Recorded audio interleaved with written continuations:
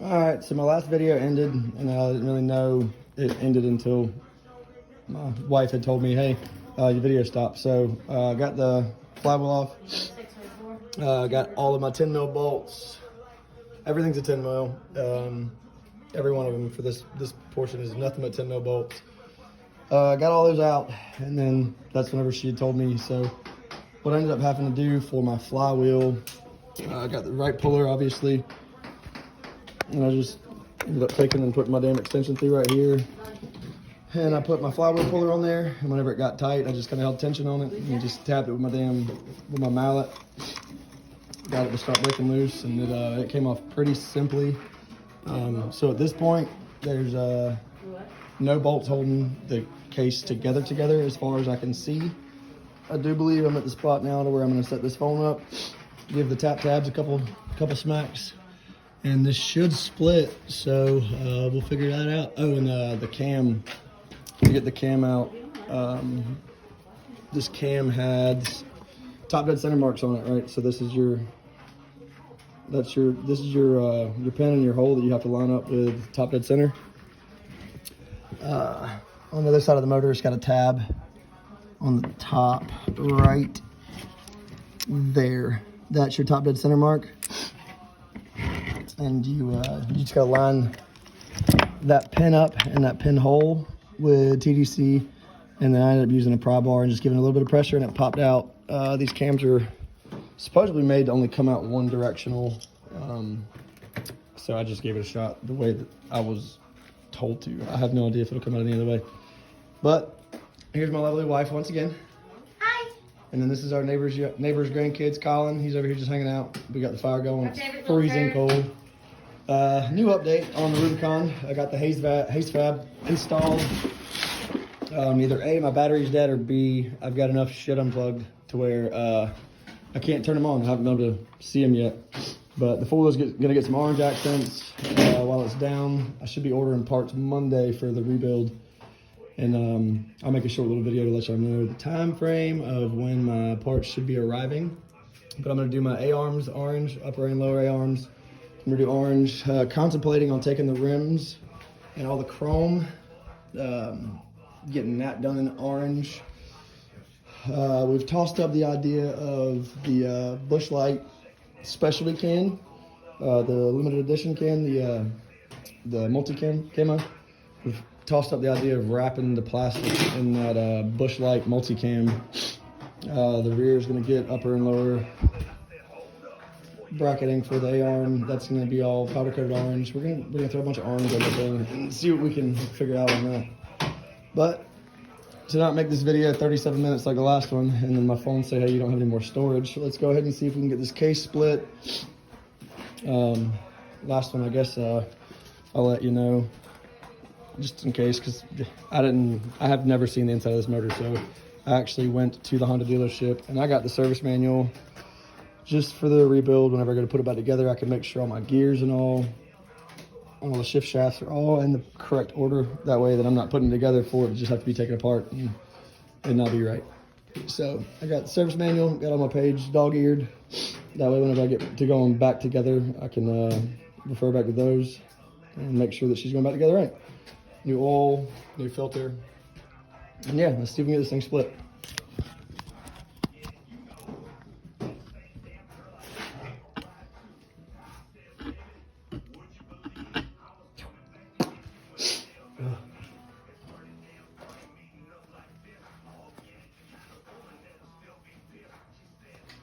And I do mark all of my content as not made for kids, so I am going to be smoking cigarettes, probably drinking beer, whatever. I'm at my house, safe environment. This is fine. Just a disclosure that, just in case anybody wants to be upset about what I do in my personal time, letting you know, just stop watching now because it's going to happen.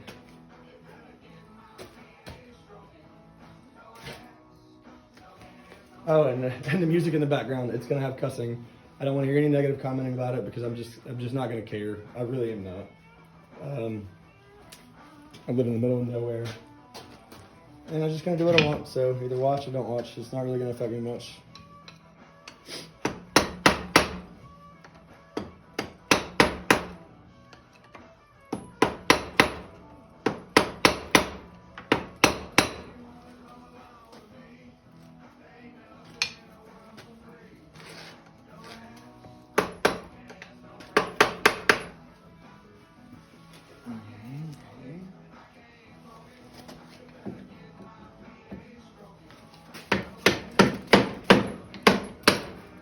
Aha! She's coming apart.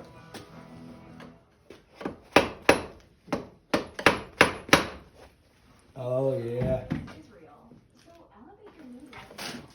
Sorry, try not to block it out of you.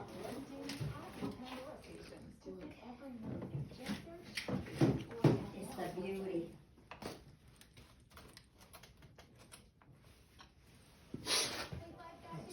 Get this all out of my way so I don't dirty that up. I want it to be readable still.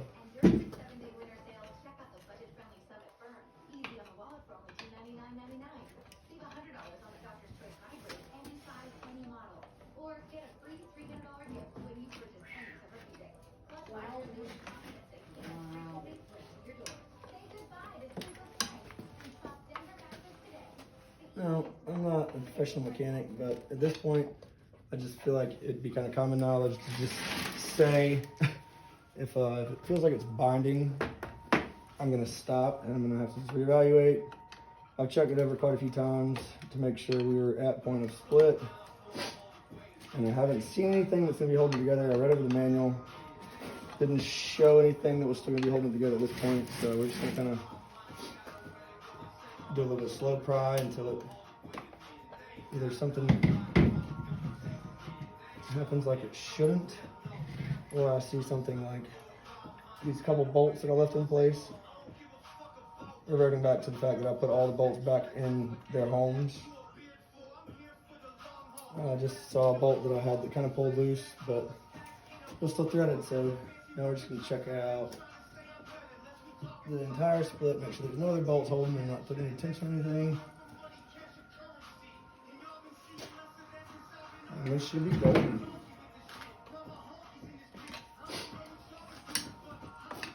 No, I don't own the rights to any of this music for any reason that Just in case. YouTube tries to stop me from posting this, because I have Adam Calhoun playing in the background. I'm just a huge fan.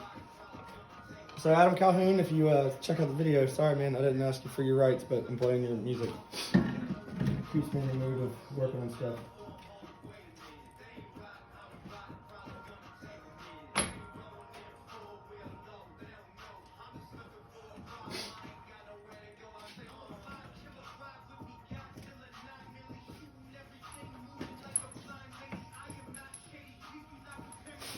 Clutch and flywheel bolts, or bolts and all are still on, so I'm assuming I'm going to have to pull those to get this to slide out.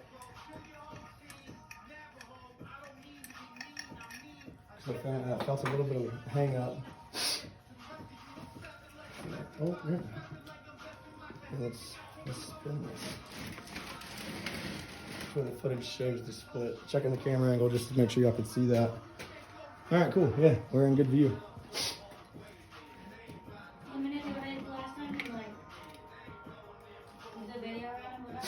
No, it's fine. Thank you, though. All right, and there she blows. We officially just split the case. That's the bolt that I was telling you about that I had to take out of at home. I'm going to put it right back where it goes, inside of here. And then I had a washer drop. And once again, this is why I bought the service manual, because this washer, I'm only going to assume, all right there on the shift drum.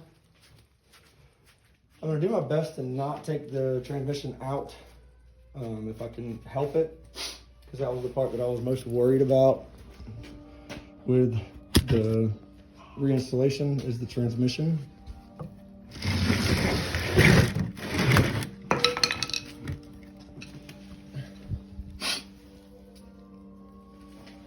So as y'all can see, that's my problem. The crank vent was not connected.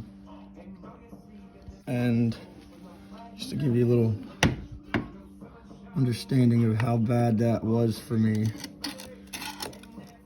I mean, it's full of mud. I can show you all the oil pump, because I was told that was the most important part of this rebuild. I'm gonna grab this oil pump right here. I'm gonna show y'all what I found inside of it. once I got it apart.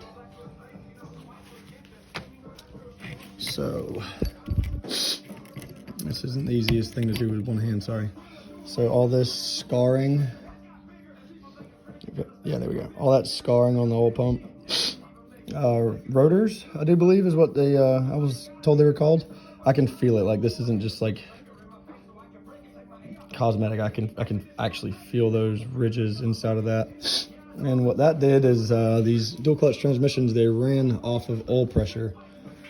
And whenever the motor filled itself, it decided to stop shifting. I couldn't get it to go in, and I couldn't get it to do anything in gear. I can't do it one hand, and I don't want to put y'all down, but y'all can kind of see some scarring inside of the body of the oil pump too. So I've talked to quite a few knowledgeable mechanics, and I was told that I needed to replace the entire oil pump body, every part to the oil pump. And that's going to be part of the rebuild video. And then this catastrophic failure right here. Let me grab some needle nose pliers. Oh, this is my toolbox setup and all. Pliers. Right. Grab my Matco needle nose.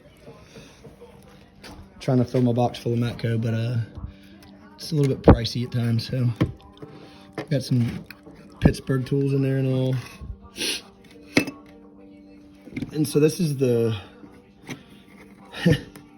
the sump screen that is just absolutely gummed. I mean, it had so much mud coming through it. This screen, I just saw it for the first time, is actually separating. Like, that's how much pressure was trying to get through and correctly operate the motor, but it just couldn't because it was just so full of mud and junk. But as far as I can tell, I mean, everything's dirty, dusty. It's been outside in my shop this entire time before I split it. So I mean, none of the bearings that I've seen have any scarring inside of them anywhere. Everything still rolls smooth. So what's gonna end up happening is I'm gonna pull the crank, do a full crank replacement, and then once again, I'm gonna try to leave that entire section in place, and I'm gonna get about 4 cases of parts cleaner, and I'm just gonna spray this motor down and spray it and spray it and spray it, rotate it, and then hopefully I can get everything out of there for whenever I put it back together. That's gonna be my initial first oil flush. I would highly recommend for anybody else that gets into this issue, I'm gonna do probably 4 oil changes on this motor, even after I clean it out really well and put all the new parts in it. I just don't trust that all the sand and stuff isn't gonna come out, or is gonna come out with just parts cleaner. So there we are, guys. Case is split. Crank, I guess I can put y'all back on the mount and see if I can get the crank to actually come out of the bearings. Yeah, that could be our next step. I'll put y'all back up and we'll see if we can get the crank out. Because after the crank comes out, it's just gonna be a cleaning process, and I'm not gonna do much video on the cleaning process. I'm not gonna bore y'all with that because I would not want to watch anybody just cleaning parts. So after I get this all separated and everything's looking better, I'm gonna order parts, and I'll make a short video just kind of giving y'all updates on when I start getting time frames of when my parts are gonna arrive. The dealer I'm going through for my parts order is Dynamic Power Sports. They're out of Louisiana. It's a really good friend of mine. His name is Dalton Hooper. We went to MMI together, the motorcycle mechanic school. I came back to an area where it wasn't a big demand for that field of mechanics, so I didn't stick with it, but he did, and he's doing really well for himself. He's got a page. It's I'll have to put the link in the video whenever, or under the video in the bio whenever I'm done with the video. But he's got one that he does a lot of his mechanic work on video, trying to do the same thing I'm doing now. I can't remember what it was called, but once again, his Facebook page is Dynamic Power Sports. Scott, I'll have to look his page back up and find out exactly what it is, but I'll have to put all the links in the bios for all the Facebook pages for all the mechanic shops. Chad Gilgen owns the other shop that he's helped me out 1,000,001 times, learning how to work on this stuff better. learning the newer motors, fuel injected motors and stuff like that. Scott, the fellow that I got the four-wheeler from, he also owns a shop in North Carolina. I can't remember the name of the ride place that he's at, but he's right beside ATV Park in North Carolina. And then Chad owns Chad's ATV Repair out in Clio, Georgia. Him and his son actually compete in a bunch of bounty hole contests. They're going all over the place. And that's going to be part of the channel after we get the build done. Obviously, I'm going to have y'all go through the build with me whenever I'm starting to put it back together. But as far as everyone that's helped me, I'll do my best to put all the links under the video on my YouTube, so that y'all can also go check him out. Chad does custom Polaris stretches for like his son has a Polaris scrambler. As far as we're concerned, he's the only person in the country that's stretching Polaris scramblers. So the guy that I got the Rubicon from actually has a friend of his that sent his four-wheeler to Chad to get stretched, because once again, Chad's the only one doing the Polarises. Scott's a madman when it comes to building mapping and everything. He built the supercharger set for this four-wheeler himself. He did all the mapping, all the tuning, everything. So he's the only one that's building superchargers for the Rubicon. They're not exactly readily accessible yet, but he's working very hard to get the patent to work through Super ATV to be able to distribute them. Chad, more or less, he's kind of a do-all, but he does a bunch of the lifts. The side-by-side I traded, he actually put the first portals and that large of a lift on T-Rex in Clio, Georgia. So they're all wonderful. Dalton does a lot of shows and stuff like that too for Dynamic Power Sports. But anyways, that's enough about them. Let's see if we can get this crank out of here.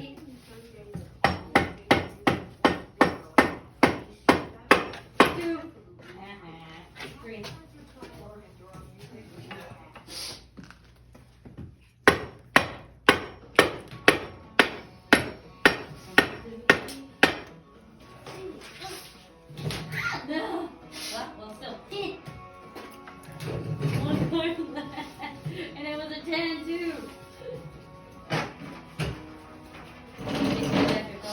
I may or may not have to get a bearing separator for this, because that seems like it's pressed in the bearing pretty good. Still 5 on each side, 2 in the middle. Keep 5 in the middle. Maybe not. This side came off the bearing pretty easily, so let's just take a look and see if there's anything I need to get out of there first. I mean, I could beat the hell out of this crank because it's already ruined. But just to make sure I'm not messing anything up with it. Okay, so we got clearances on everything. I'm just gonna keep hitting it with a mallet and see if it comes loose.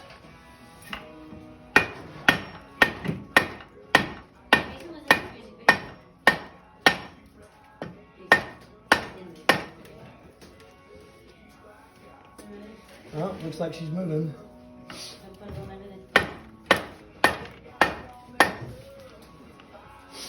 So are my transmission parts. That's what we don't want, is for the transmission to come apart. So I'm going to spin this. Gotta keep a hand on the trans parts. Keep those where they're supposed to be.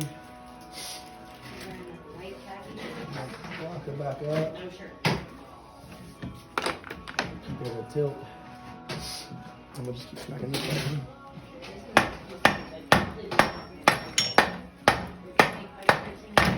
Aha! There she goes.